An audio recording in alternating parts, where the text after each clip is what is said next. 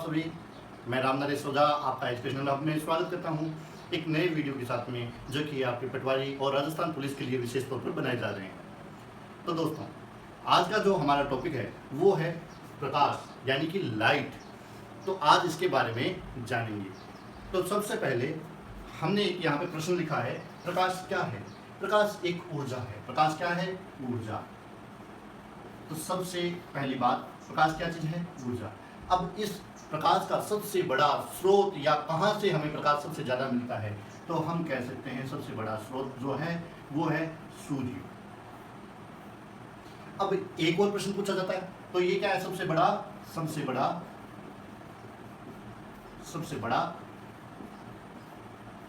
स्रोत।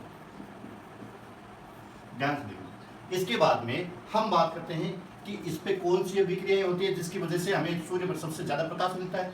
तो इस पे आपके नाभिकीय संलयन। तो ये चीजें आपको ध्यान रखनी है। ये जो सूर्य है, सूर्य में नाभिकीय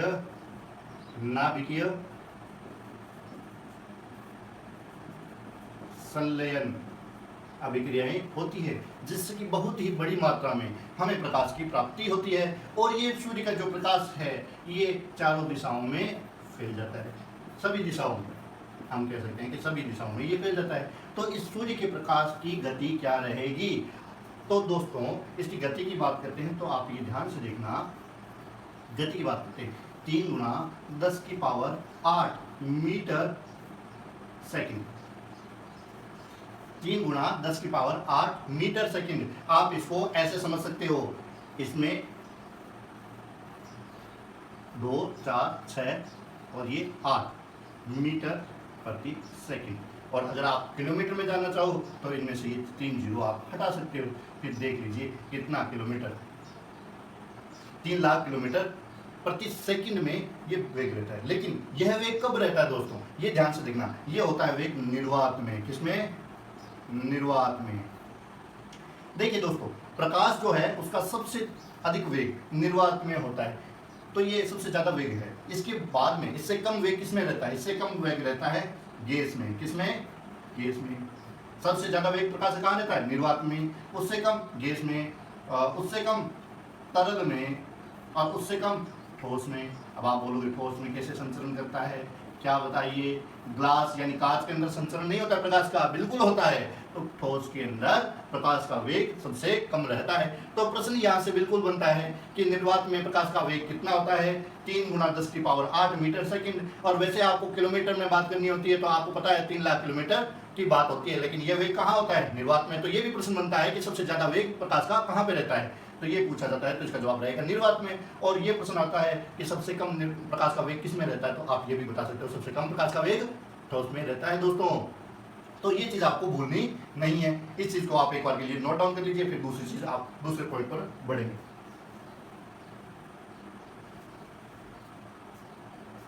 ठीक है दोस्तों, ये हमने प्रकाश का सबसे बड़ा स्रोत क्या है उसके बारे में बात कर ली, और उसमें कौन सी अभिक्रिया होती है। हाँ, ये भी पूछा जाता है कि प्रकाश का सबसे बड़ा स्रोत क्या है, या प्रकाश सूर्य पर कौन सी अभिक्रिया होती है? तो नाभिकीय संलयन अभिक्रिया होती है।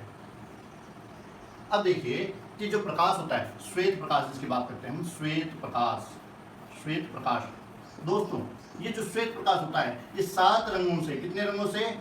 7 रंगों का मिश्रण होता है। कितने रंगों का मिश्रण होता है? 7 रंगों का मिश्रण। और ये 7 रंग कैसे हैं? इसको आप याद करने के लिए एक फॉर्मूला है, विब जोड़ 1 2 3 4 5 6 7। पहला है वायलेट, मतलब बैंगनी। दूसरा इंडिगो यानी नीला, इंडिगो बोलेंगे इसको, नील के समान रहेगा। ये ब्लू है, ये बिल्कुल नीला रहेगा जो आप बात करते नीले। ये ग्रीन है, हरा। ये येलो यानी पीला। ये ऑरेंज या केसरिया। और ये लाल। ध्यान से देखना दोस्तों कि सबसे कम प्रकीर्णन सबसे कम प्रकीर्णन होता है। प्रकीर्णन मतलब बिखराव, सबसे कम बिखराव जो होता है वो इसका होता है, सबसे कम प्रकीर्णन। सबसे कम लिख देते हैं, सबसे कम प्रकीर्णन किसका होता है? लाल का। तो ये जो सूर्य का प्रकाश है, जैसे हम एक प्रिज्म लेते हैं, कांच की इस तरह की कोई संरचना होती है, उसको बोलते हैं प्रिज्म। इसमें से मान लो यहाँ पे श्वेत प्रकाश डाला जाता है, तो ये श्वेत प्रकाश 7 रंगों में बंट जाता है। तो यहाँ पे आपके आएगा वॉयलेट और सबसे अंत में आएगा रेड। और इसकी तरंग दैर्ध्य जो होती है, तरंग दैर्ध्य सबसे अधिक होती है, सबसे अधिक। ये ध्यान रखना दोस्तों, ये तरंग दैर्ध्य, ये तरंग दैर्ध्य, इसको क्या बोलेंगे? लैम्डा को तरंग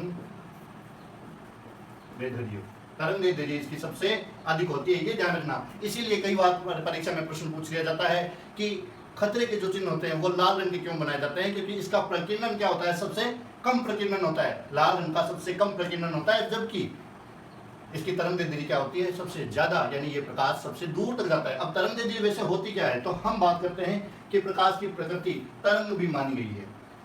प्रकाश की प्रकृति के बारे में बात करेंगे हम, लेकिन यहाँ देखिए दोस्तों, ये जो आपके एक चक्र बनता है, इसे ये तरंग होती है, तो तरंग के संचरण के लिए एक चक्र बनता है। देखो ये आधा चक्र और ये आधा चक्र, तो आधा आधा मिलकर एक चक्र हो गया। अब यहाँ से लेके यहाँ तक की जो दूरी है उसको हम बोलते हैं लैम्डा, यानी इसको क्या बोलते हैं? तरंग दैर्ध्य। समझ में आ गया?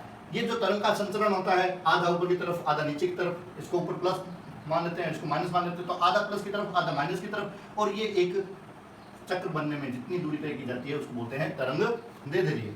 ठीक है दोस्तों, इसको आप नोट डाउन कर लीजिए या स्क्रीनशॉट ले लीजिए।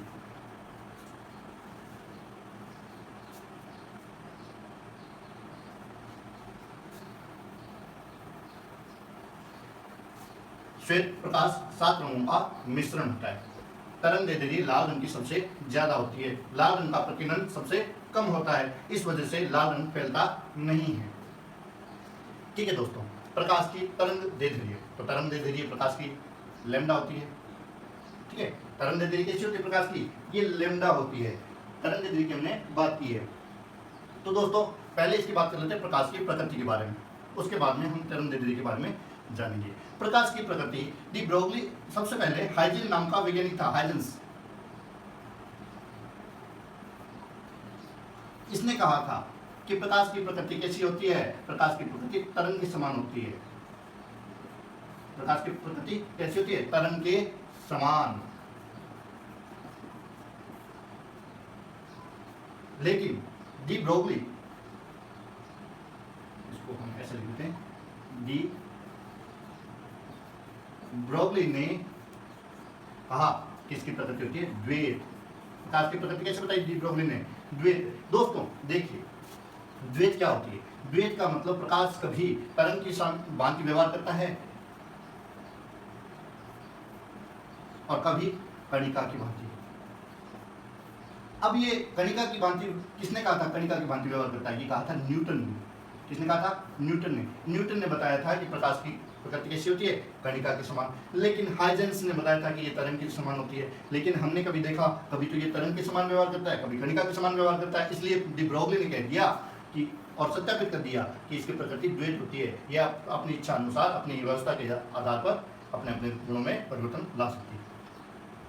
अब दोस्तों बात करते हैं प्रकाश की तरंग दैर्ध्य। प्रकाश की तरंग दैर्ध्य 3900 एंगस्ट्रॉम से लेके 7800 एंगस्ट्रॉम के बीच की होती है। यानी जो मैंने आपको बताई थी, ये जो तरंग है ये आधा और आधा पूरा चक्कर लेने में लगभग इसकी दूरी होती है 3900 से लेके 7800 एंगस्ट्रॉम। इसको बोलेंगे एंगस्ट्रॉम की दूरी मापने की इकाई है। एंगस्ट्रॉम क्या है? दूरी मापने की इकाई। ठीक है दोस्तों, इसको आप स्क्रीनशॉट ले लीजिए।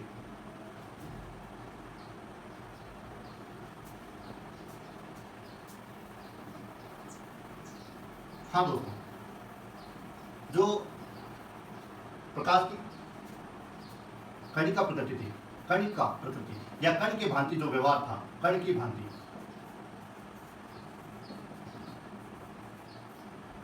और एक तरंग की भांति, तरंग प्रकृति के आधार पर हम प्रकाश के गुण, परावर्तन, अपवर्तन, ध्रुवण, विवर्तन आदि परिघटनाओं को समझ सकते हैं। लेकिन हाइजेनबर्ग के इन गुणों को हम समझ सकते हैं। अब परावर्तन क्या होता है, अपवर्तन क्या होता है, इन सभी चीज़ों को हम नेक्स्ट वीडियो में लेके आएंगे। फिर मिलते हैं आपको अगले वीडियो में। तब तक के लिए जय हिंद, जय भारत। आपका दिन मंगलमय हो।